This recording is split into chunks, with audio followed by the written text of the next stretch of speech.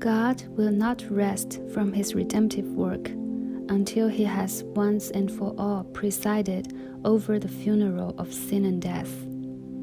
If someone asks you, "What is God doing right now?" what would you answer? I'm afraid that many of us are confused when it comes to the present benefits and activity of Jesus.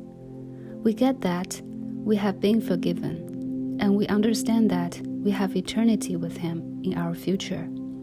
But we are not sure what the agenda is in the here and now.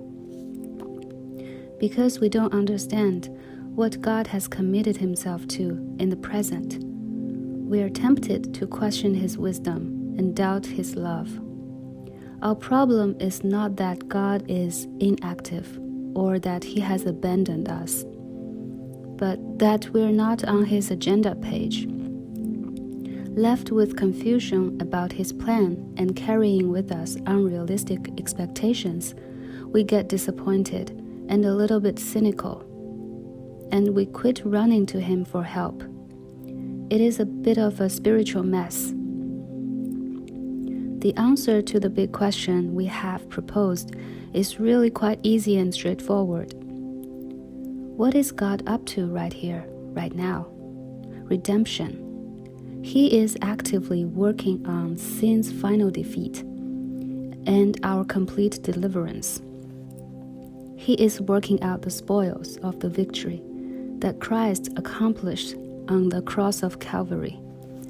Listen to the encouraging words of 1 Corinthians 15:25-26. For he must reign until he has put all his enemies under his feet. The last enemy to be destroyed is death. Now, you and I need to understand two things in these words that answer our question. What is God doing?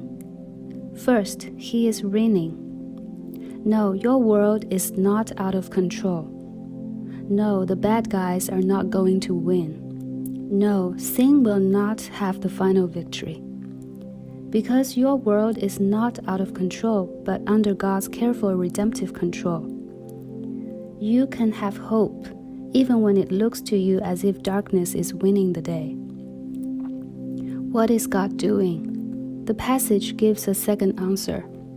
He is putting the enemies of his redemptive purpose under his feet. He will crush enemy after enemy until the last enemy, death, is defeated. He will not sit down. He will not rest. He will not relent until sin and death are completely defeated, and we are finally and forever delivered.